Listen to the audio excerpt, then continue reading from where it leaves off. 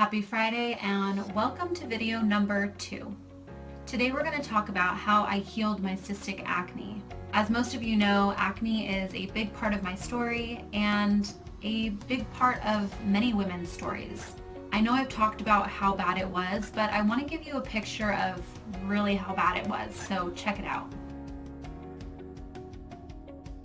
Over 15% of adult women experience some form of chronic or severe acne. The two main causes of acne in women are hormones and what science calls stress, or what I call an unsettled spirit, and we'll get to that later on in this video. Today I'm going to share the 3 major shifts that I made in my life that have contributed to the healing of my acne. Today my skin is so much healthier, clearer.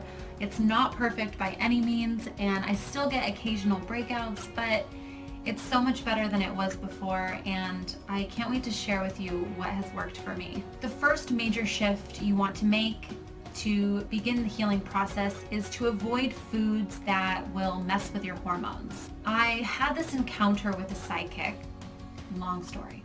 I was minding my own business, eating celery with almond butter, and she looks over at me and says, "You know, I think the nuts have something to do with your acne." I was like, "What?"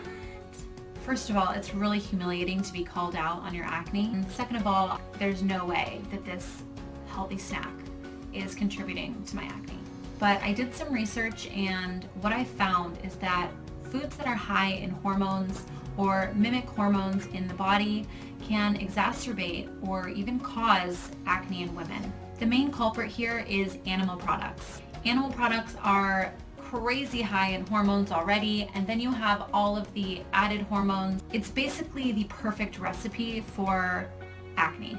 I have learned to limit my consumption of animal products. I completely avoid red meat, eggs, and really look at the sources of where the products are coming from and whether or not they're treated with hormone.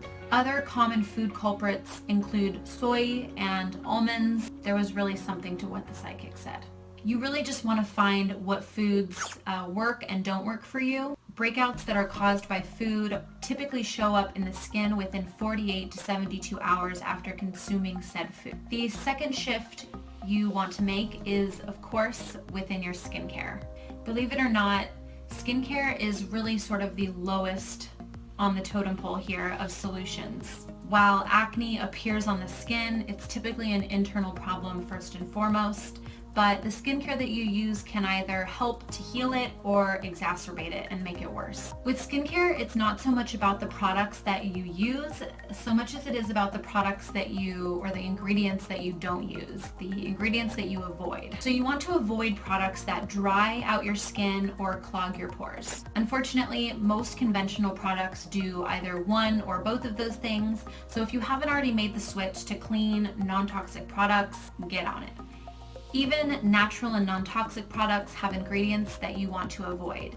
As a good rule of thumb, especially when you're really in the grips of your acne, you want to avoid ingredients like clay, minimize your exposure to essential oils, and avoid ingredients that will clog your pores like cocoa butter and coconut oil. While some people have no problem with these ingredients and can use them successfully, it's just a good rule of thumb to avoid them completely when you're really in the grips of your breakouts. There is no one skincare regimen fits all for acne. You really want to choose products that are designed for acne-prone and sensitive skin. Of course, all Wabi-Sabi Botanicals products are designed for skin like mine, and the 2 that I commonly recommend for acne in particular are the Balancing Act and Blemish serums, which I will go into more detail as to why and how they work in a future video series.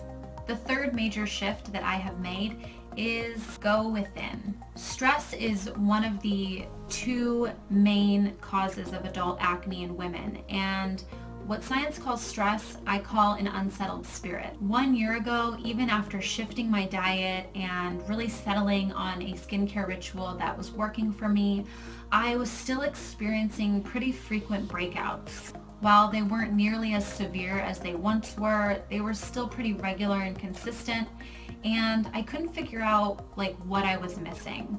Not recognizing the connection between skin and spirit, I had started doing a daily ritual of praying, meditating, and journaling. Within a few weeks of starting that daily ritual, I noticed that my skin was clearer than it had ever been. As long as I've continued that ritual and have continued to take care of my emotional and spiritual well-being on a daily basis, I found that my skin has never broken out as badly as it once did.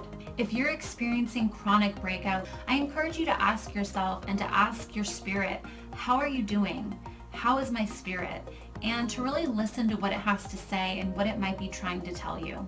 That's it. I hope you have found this helpful. This is, of course, my own experience, and it's not a cure. It's not a one-size-fits-all, but it's what's worked for me. If you haven't already, be sure to click subscribe and to share this video with anyone who you think might benefit or find it helpful. I will see you next Friday for my next video where I'm sharing all of my personal favorite products. Have a beautiful week. See you soon.